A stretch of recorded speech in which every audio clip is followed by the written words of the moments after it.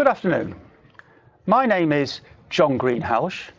I was appointed by FIDIC to be the chairman of the task group that updated the Dredging and Reclamation contract, commonly known as the Blue Book. My background is as a contracts manager, and I have previously been working with FIDIC on the procurements guide, and also more recently on the updates of the red, yellow and silver books. I'm here with Tim Maddock, who will introduce himself. Good afternoon. I am from Van Oord. I am the Deputy General Counsel and I'm a lawyer. I was on the IADC Legal Committee that decided to ask FIDIC to review the first edition, and ended up being one of the representatives on the committee. So I'm very pleased that we have the opportunity to, what I think, promote the use of the Blue Book and to explain some of the features. So in this webinar, we will be identifying some of the goals. We will be looking at what the update task group has done in terms of giving industry-specific guidance notes and how we have dealt with the conditions of contract.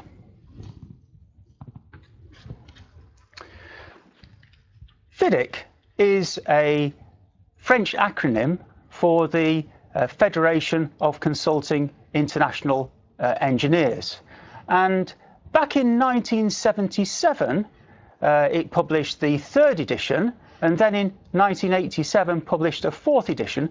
Both of these included special provisions dealing with dredging and reclamation works.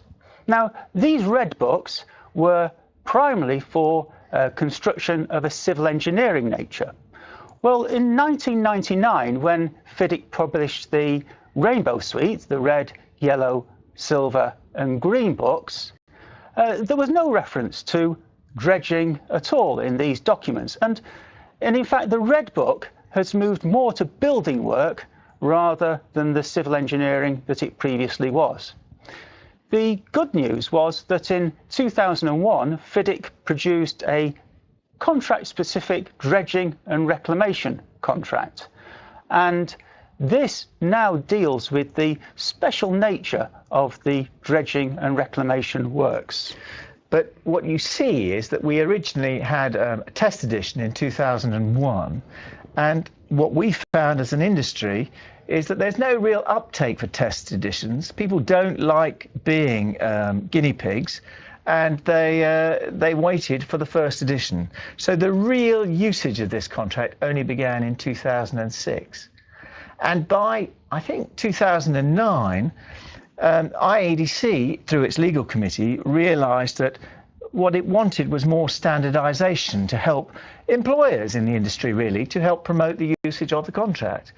What it found is that each dredging contractor had its own special particular conditions and was making it more complicated than simplifying it. And so a proposal was put to FIDIC to conduct a review. Just before we move on, to help IADC with this webinar, they would like you to carry out a poll identifying in which industry you work, and I think there's a button somewhere on the webinar for you to push. Thanks. Okay. So the FIDIC task group, well, it was a balanced task group. It comprised of representatives appointed by FIDIC, who were myself, and Edward Corbett was a lawyer, or is a lawyer, well known within the industry. Roger Madrill is a well-known marine engineer, who also acts as adjudicator and arbitrator. And then IADC were represented by Tim and Marnix van der Berg. Now, one of the things, though, that is important to remember is that this is a FIDIC contract. It is published under the banner of FIDIC. And I think that carries a great weight internationally, in that this is an independently drafted form of contract and forms part of the FIDIC group of contracts that is well respected throughout the world. And I think FIDIC contracts represent the benchmark for conditions of international contracting. Now, what was interesting is that we weren't just allowed to do whatever we wanted to do. The proposals that IADC made were discussed at great length. We found that Edward Corbett thought it was his best role to be the employer's representative, and Roger tried to provide specialist advice and also a degree of employer's balance to the committee. And so what I would like you to remember, though, about this contract, it is a contract for the industry. It is very specialist, and it is specialist because the IADC was allowed by FIDIC to become involved. What you also see is FIDIC is currently promoting or developing a tunnelling contract in conjunction with the industry. This is not the case with the new Yellow Book. The Yellow Book is developed by, more or less, by engineers, and there's not got a committee comprising of representatives from contractors. And whilst that we had this task group that prepared the document, the ultimate decision on the form of contract is with the FIDIC Contracts Committee. So that is a committee that sits over the task group, and it is that committee that publishes the contract in its final state. And where we were unable within the task group to reach a consensus, the FIDIC's Contracts Committee made that decision.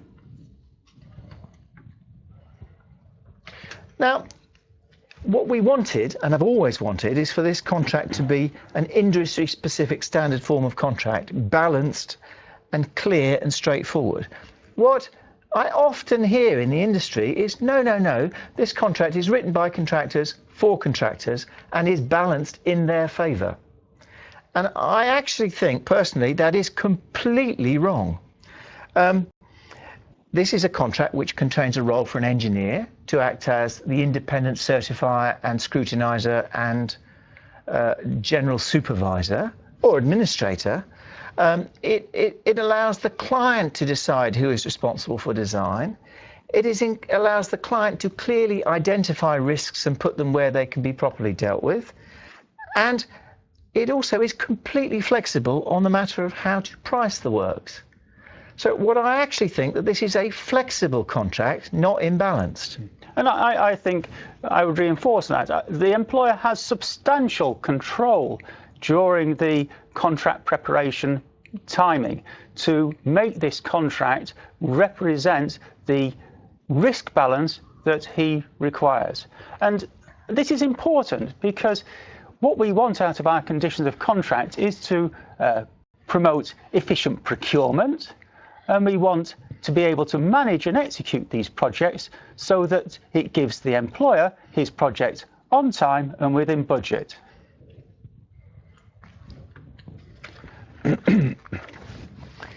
The approach that we took to preparing the update was that we wanted to reflect current practice. So it was 10 years since the first edition had been published, so there's new industry practice that required to be taken account of. We wanted to reinforce the specialist nature of the contract, particularly in terms of the notes for guidance. But underlying all of this, we wanted to retain the simple and practical approach that the first edition had. It is a user-friendly form of contract, which is easy to understand for people working in a second language. The original contract owes a great debt to Edward Corbett, and I think he wrote it very clearly and very well. And having him on the committee made quite a big difference in the sense that we kept that simplicity because he demanded it. We also updated the terms and style to reflect current FIDIC practice. So you will now see the use of contract data as opposed to the old appendix to tender. We have looked at the general risk profile, and also in terms of style, we now have subclause referencing, which is similar to the other FIDIC documents.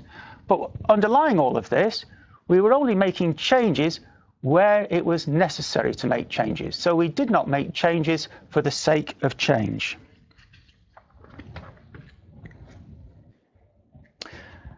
So in the original third edition, so back in 1977,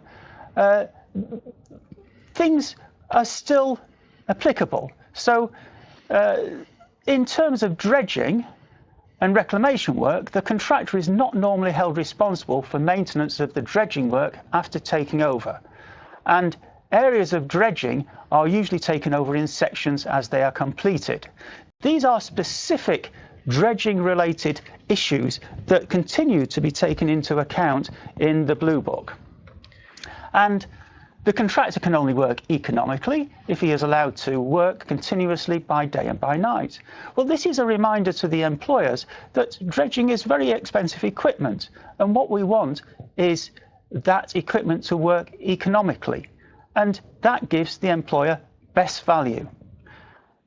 Equipment costs also form a much higher proportion of the total cost in the case of a dredging contract than is the case with traditional construction contracts. So delays can be very expensive. We need to be appreciative of the type of equipment that we use in dredging contracts. And it is different to normal construction in that regard. And the words that you've just seen on the screen were found in the original 1977 form of contract as an introduction, and the committee itself felt the need to restate that in the guidelines this time, which leads me quite nicely into the guidelines. What you see if you use FIDIC conditions of contract generally are very simple guidelines. They don't really tell you very much, and there's a reason for that. These conditions of contract have been written to apply to many different forms of industry and different types of construction. In this case, it's a dredging and reclamation contract. We know the industry, so we have taken the opportunity to spend quite a bit of time improving the notes for guidance. So please look there. They don't form part of the contract, but they do help. And I think what the industry really wanted to achieve was better knowledge amongst employers as to what they are doing. Because with that knowledge, it's easier to employ contractors. Yeah, so this is really very important for the employers to read carefully when they are preparing the tender documents. There are 19 pages, they are detailed and do not form part of the final contract. So this is guidance, not conditions of contract, and it should be read as that. And so let's take, for example, nothing changes in the main conditions about soil conditions. All the changes that we made really are guidance information in the guidance notes. And in a way, that's because every project is different. But one thing is always true. The client often neglects to carry out enough testing before entering into his procurement phase for his contract. And what we always say is more testing, less uncertainty, better value pricing. So it is the employer's site. He has an awful lot of opportunity to carry out pre-tendering testing to get the best possible price. The more knowledge you have, the less disputes you have later on. Now, it ought to be, especially if it's a port authority or a government body, they ought to have a lot of information as to what other stuff has been disposed of or laid in the site. It is also the case that if it's a new brownfield, bluefield or a site, and they're going to require a lot of funding to develop the site, they will need an environmental and social study. Otherwise, it's not going to be acceptable to fund and build it on a world stage. So the client needs to understand that very clearly and very early on. These things take time. It takes a long time, for example, to rent a drilling platform, take it out and get the tests properly done, properly measured, properly reported upon. This is not something that just happens when the contractor turns up. Yeah, and of course, this also impacts on certainty of price. Many employers want certainty of price when they procure work, and really having good quality soil information is one of the ways that you reduce risk on a project. Many projects involving underground works, the nature of the soil can become an issue. And it does interface with the defined risk under clause 6.1L, where the contractor is entitled to claim in case unforeseeable ground conditions are encountered. Well, what is really important is to make sure you minimise that risk as much as possible as an employer. And you do that by having clarity in respect of the ground conditions that may be encountered at the site. And one of the ways that is recommended in the notes of guidance of doing this is to prepare a geotechnical base report, which sets out a baseline for what is then considered as foreseeable by the contractor. And again, this gives clarity to the position on the project. I wouldn't say that this is something that we see commonly in the industry at the moment. It was actually a recommendation that came to us during the review phase by the tunnelling industry. It's their way of solving unforeseeable claims, to avoid unforeseeable claims. One of the hardest things as a client and contractor is how to resolve whether something was foreseeable or not. It is quite, despite it being an objective test, it is quite often the case that two experts will say completely the opposite. And it is very helpful to have this kind of baseline report. Yes. So, good quality soil information gives greater certainty in respect of the price and time for completion.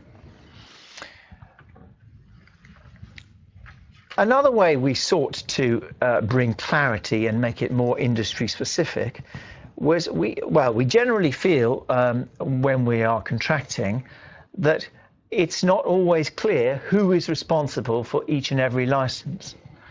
Now, the standard position in the contract, which hasn't changed, is that planning, zoning and other similar permissions are the employer's responsibility, and everything else is for the contractor. The problem is, I suppose, that what is planning and zoning? You can have a dispute about that. So we sought and tried to push for a list to be inserted in the contract data. Now, I think there was a degree of nervousness on both the rest of the committee and FIDIC's point that this list was too specific for the contract and capable of and requiring too much pre-knowledge. So I think that the real decision was by FIDIC that we should keep it fairly similar to the other forms of contract, such that the employer is responsible for the planning, zoning and other similar permissions required for the permanent work, and the contractor for all others. So that retains the normal FIDIC balance and type of FIDIC wording. But to assist the special nature of this contract, we felt that it was then appropriate to include in the notes for guidance a list. And it is a very detailed list, you know, and it recommends who is responsible for each and every permit. And although you might think of other permits, usually it'll be something that just goes by another name rather than anything else. I think it really does emphasise why this is a specialist type of contract. But what we really want in respect of permits is for all the required permits for the project to be considered and obtained in time. I mean, in many ways, it doesn't so much matter who is providing it, as long as that party knows that it is to do so and that it is in a position to do so. What I talked about a while back was I talked about balance and why this is a balanced form of contract. Now, what we see in the Rainbow suite of contracts is we see that the Red Book is perceived to be slightly more favourable to a contractor, and the Silver Book, a turnkey contract, is thought to be more employer. I must admit, I would say that with the Red Book, the contractor is required to take less risk, but that is in terms of design. I think the Silver Book is where the employer just wants certainty of price and time without actually managing those risks. Well, that might be the case, but what I'm talking about really are quantities. So under the Red Book, it's a remeasurable contract. So the contractor has to price the works, but is never responsible for the quantity of work carried out. So if there is more work or less work, the contractor is paid for it according to what he actually does. Whereas under the Silver Book, the contractor is supposed to work out exactly how much work he has to do and price it. So it's a fixed price. Yeah, and of course, under the Silver Book, he's deemed to be aware of all risks affecting the project. So the idea of this contract is that the client has the opportunity to write his own pricing arrangement, which can be either remeasurable or lump sum, or some other one that he wants to come up with, including even a target cost scenario, which I've never seen, I might add, in a Blue Book. What we've also so we have put some guidelines on that in the notes. The other thing that I think is important in relation to pricing is how to measure this work. Of course, a lot of the work is carried out underwater, so you can't see it. It requires the use of specialist technology. In the old form of contracts now, I mean the FIDIC Red Book from 1977, 1982, it was always the engineer's job to measure everything, which has always given us as an industry problem, because often these engineers do not carry the specialist technology to carry out the measurements themselves. What happens generally in practice is we measure and the engineer supervises, checks and double checks.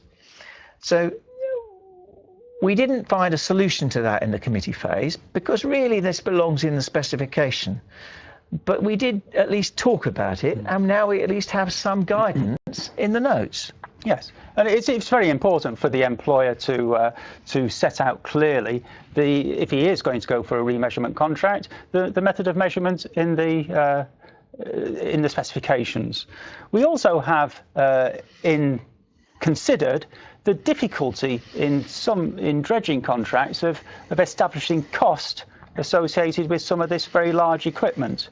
And what we have is recommend the provision of identifying schedule of rates to be used as the basis for valuing idle rates and other variations associated with our equipment. The structure of the dredging and reclamation contract follows a very similar line to many other forms of contract. We have an agreement which comprises of the offer, acceptance, and so the contractor makes the offer, the employer accepts, and the agreement comes into force when the contractor receives one copy of the original signed by the employer. The contract data forms part of the agreement, and this replaces the old appendix to tender. It contains all the contract-specific information. We have conditions of contract and rules for dispute adjudication. So this is a ad hoc adjudication procedure, not a standing DAB.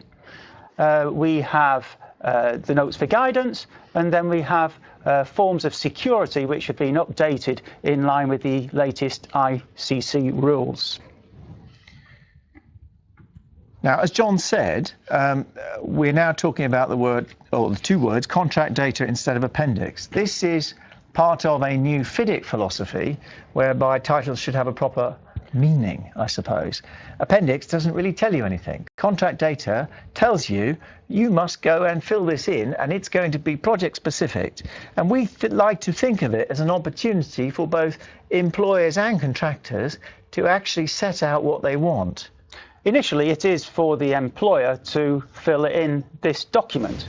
And I think it's one of those things that the employer will need to be very, very careful about his completion. And if he leaves something blank, it is then for the contractor to complete that line item, that blank line item, with his tender.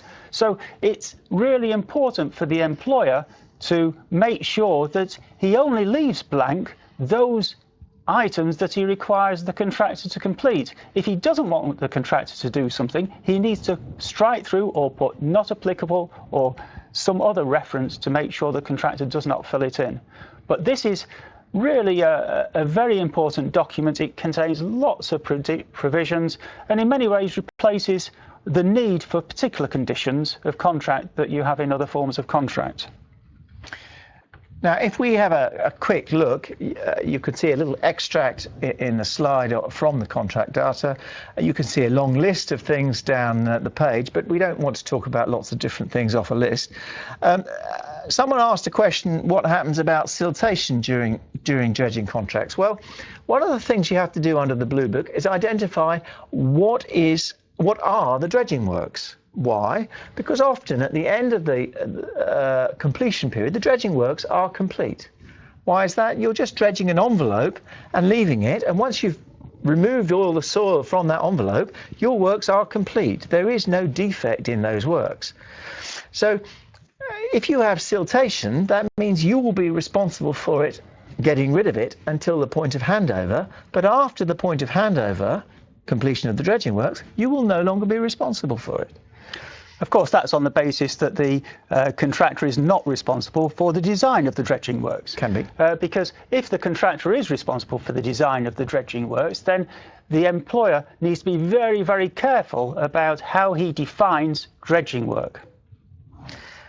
What you also see very quickly on this slide is the opportunity to identify fees, duties, royalties, and anything which particularly apply to the work, which are very dredging centric. I mean, the fact that you're working in a port, and the opportunity is there for employers and contractors to fill these in and identify it very quickly with clarity more than anything else. Obviously, as a contractor, we want to work 24/7 with our equipment offshore, and there is also an opportunity in the contract data for the client to say, no, I don't want you to work that long, I want you to price something different, and you can't work in these particular periods. And similarly, if the contractor wishes to protect himself in relation to certain types of climatic or hydrographical conditions, then this contract data gives him the opportunity to actually specify those conditions. Yeah. Yes, and this is an example. And if you in your own time, if you look at clause 6.1M in the contract data, then it's very important there for the employer to fill in some climatic data, because if none is specified, then clause 6.1M does not apply. So it's a very important document for the employer to complete properly. What you will find in our industry, oops, did I go too far? Oh no, 2 slides, is a lot of insurance information which clients do not necessarily understand.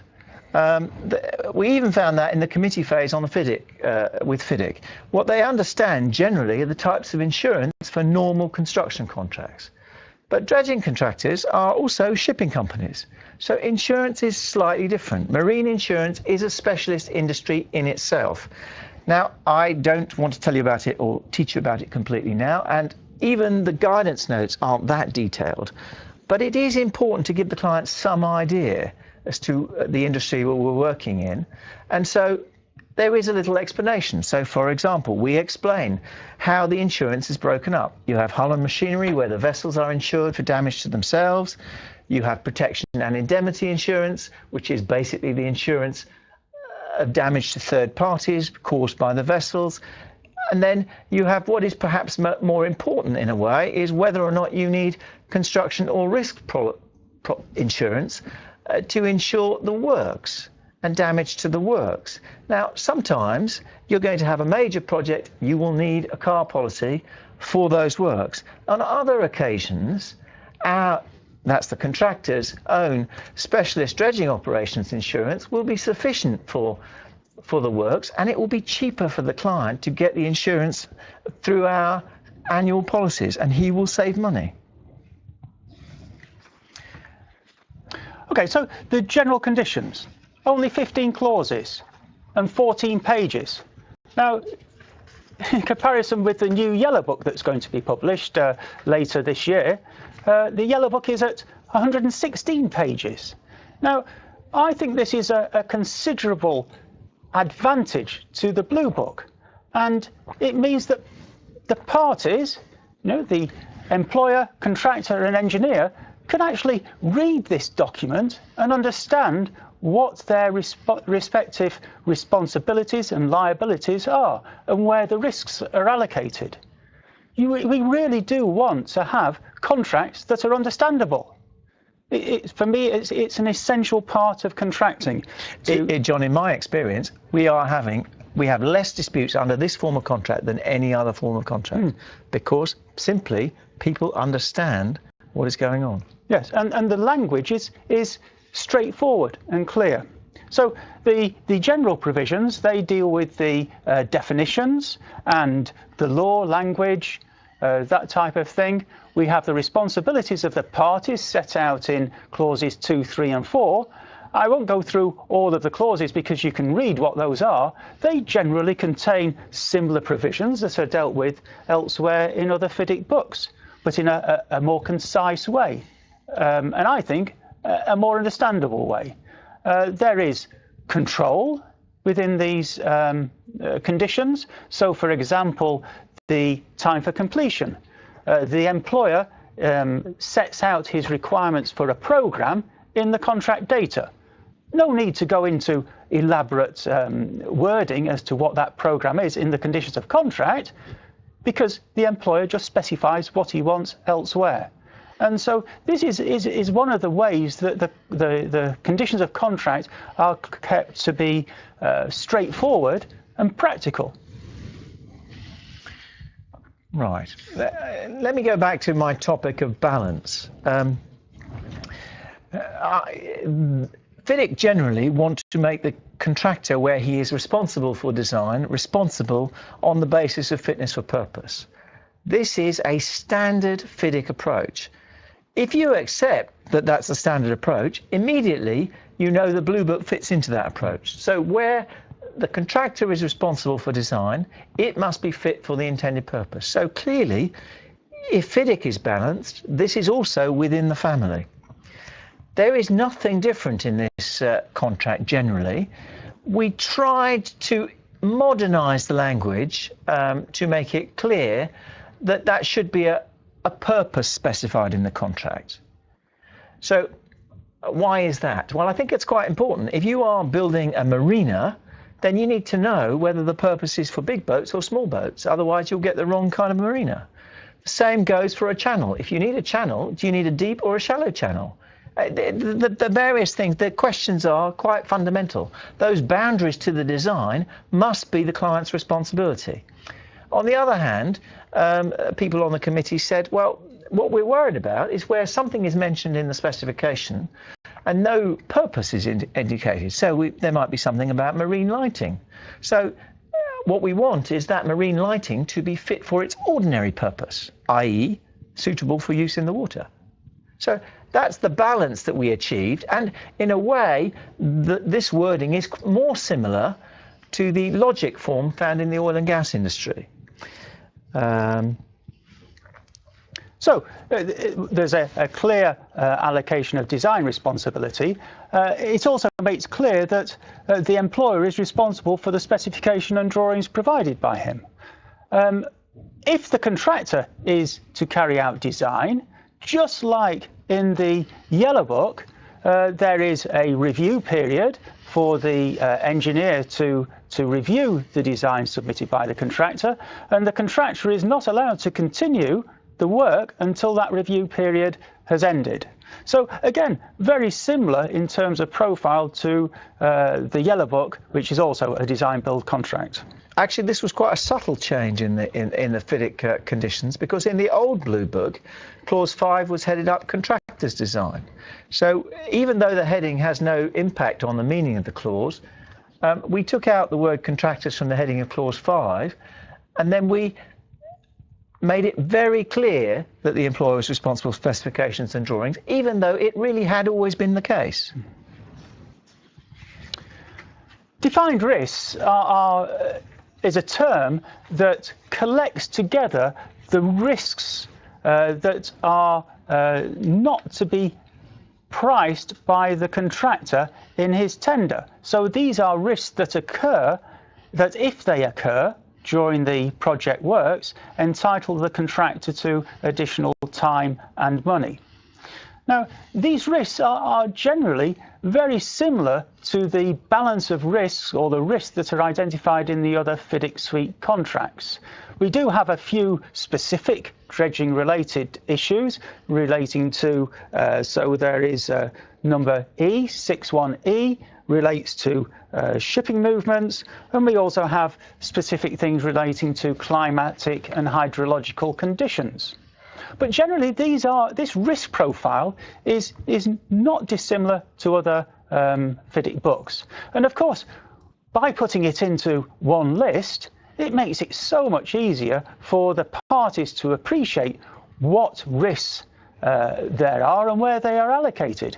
And further, it allows the employer to consider these risks, and if he wants to amend them, it's very easy for him to do so. It doesn't hide a risk, it's there, very clear on one page of the contract. So I think this one list of defined risks, it allows clear allocation of responsibility and risk. I think it promotes the effective budget management for the employer, so the employer knows what contingencies he needs to make in case these risks arise. And of course, it's straightforward to modify.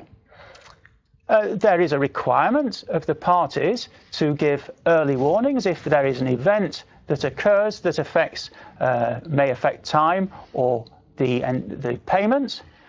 So the parties have to give notice. And the contractor's entitlement is that which he would have received had he given prompt notice. So this is very similar to the Yellow Book or the Red Book, last paragraph of clause 20.1, where the entitlement is not barred, but it is based on prompt notice having been given. So notice is not a condition precedent, but I think this deals with it in a proper and fair way.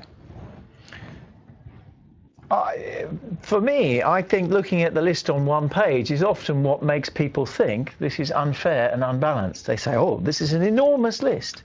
But actually, when we look closely at the list, they are all readily identifiable elsewhere in the FIDIC suite of contracts. And the first element of change that we made to the latest defined risk was to reflect the FIDIC position in relation to force majeure. So the first 4 items on the list of the defined risks are act of war and related similar things, and they have been modernised to reflect the latest definitions in the latest FIDIC books. They are no different except in one aspect, and so they now include, for example, munitions. So suddenly the contractor is entitled to time and money if munitions are found on the site. So if the client wishes to change the responsibility for UXO, then he needs to amend the conditions in some way. We've also introduced another element to cover piracy as a sort of act for shore included within the so-called acts of war elements, simply because it is a marine problem, not because it wasn't necessarily covered by the general words before, but just to make a specific reference to it. There is, however, a downside. FIDIC turned around and said, yes, but that means that all the other exceptional events, which used to be called force majeure events, now need to be without money, only time related. You're only entitled to an extension of time for an exceptional event, not additional cost. Which of course is consistent with all the other documents. Exactly. So again, that's how FIDIC was seeking to achieve balance. I won't spend a lot of time, but from a lawyer's perspective, we tidied up the change in law clause to make sure that it covered the law in question rather than maybe the law of the contract. So you might say that the contract is subject to Dutch law for a contract in India, and of course the change in Dutch law is never going to affect an Indian contract. So the relevance is it's the change of the law where the works are being carried out or anywhere else identified in the contract data. So we've also updated the book to be aligned with the Rainbow Suite, the performance security. This was relating to the wrongful calling of a performance security by the employer. We've also... So the point there being that we were reliant under local law generally for these performance bonds. So we would give a large performance bond from a bank to cover the performance for a project. And then if that bond was improperly called, we would be reliant on the local law to get the money back from the client. Now there is clearly stated an express right in the contract to get that back. And that is covered, that is a standard FIDIC provision. There is nothing special for the Blue Book here. It's a standard idea. And the same for the financial arrangements. The financial arrangements that exist in the other FIDIC forms of contract have been repeated now in the Blue Book. And then in relation to limitation of liability, FIDIC has a benchmark. In all of the other suites of contract, it says, right, we are going to say that the cap on liability will be fixed at the total contract value unless it's otherwise stated. And there will be an exclusion on loss of profit and other so-called indirect and consequential losses. They are not part of this unless they are covered by delay damages. I mean, that is the standard position, and it has now been benchmarked within the Blue Book. Now, obviously, on each contract, that is open to negotiation. And of course, it's for the employer to complete the contract data with his requirements. This just gives a little picture of what we saw from the first edition as to how it was being used. You can't now see the complete pie chart, or maybe you can. Anyway, you can see that the usage was really increasing as we got to 2013, and I'm sure it progressed from 2013 to 2016 onwards. It certainly was within our company. And I think the statements are true. It's very widely used in India, Indonesia, Nigeria and the Philippines, and it's regularly used in Central and South America. There is less usage in the United Kingdom and Europe, but that I think is because the United Kingdom doesn't generally use FIDIC. It uses its own form of contracts, as does the other areas within Europe. I mean, what is the aim for the second edition? Well, I think the aim is that it reflects FIDIC core values.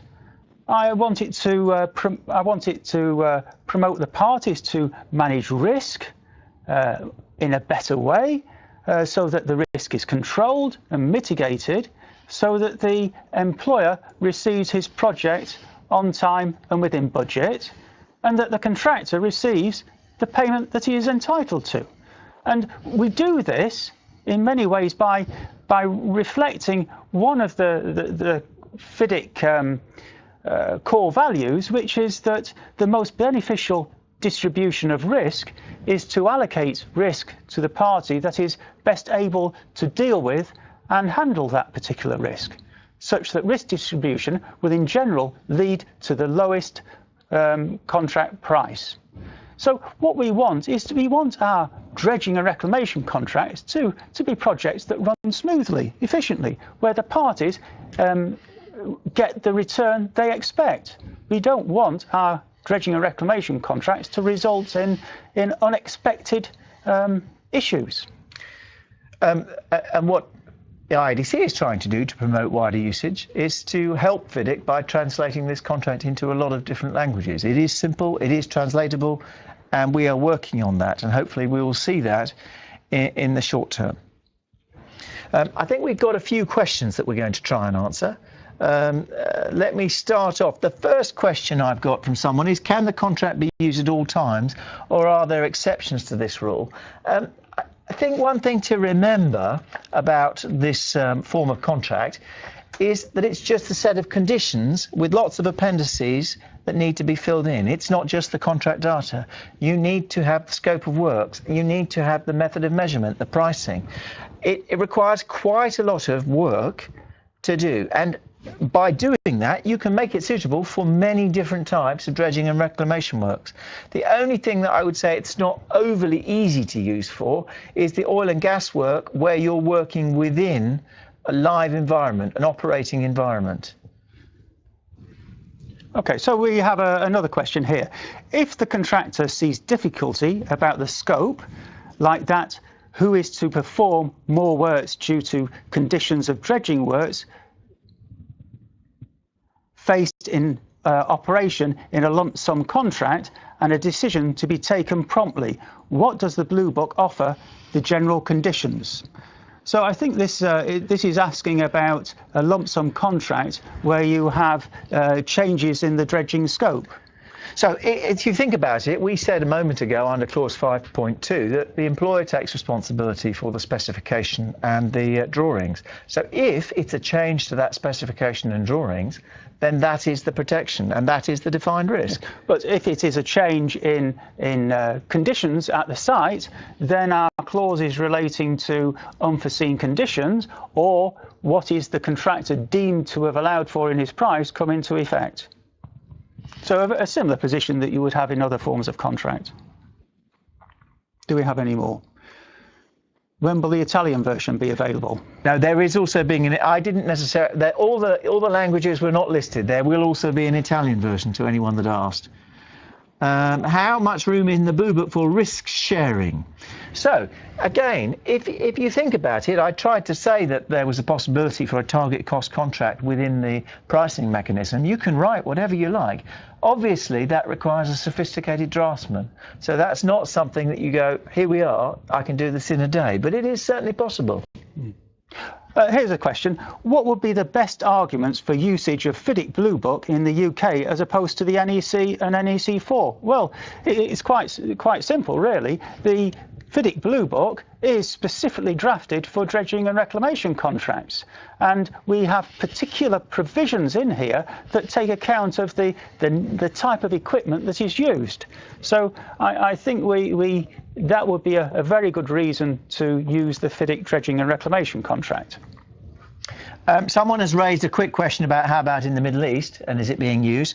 I think it is generally being more used already. I've seen it in the Middle East. The truth of the matter is, though, that some of the state bodies were until recently, for example, in Oman and Bahrain, using the 3rd edition still, so as their national civil construction contract. So it just takes a bit of time to break through with the government bodies, I think. Another question. Is any minimum soil testing mandatory for the employer before tendering phase? Well, no, there is no mandatory soil testing, but what we do in the notes for guidance, as Tim explained during the presentation, is that we try and give detailed notes for guidance for the employer to make him aware of the benefits of him doing a proper soil investigation, so that there is less chance of unforeseeable materials being encountered, or less chance of different materials or unexpected materials being encountered.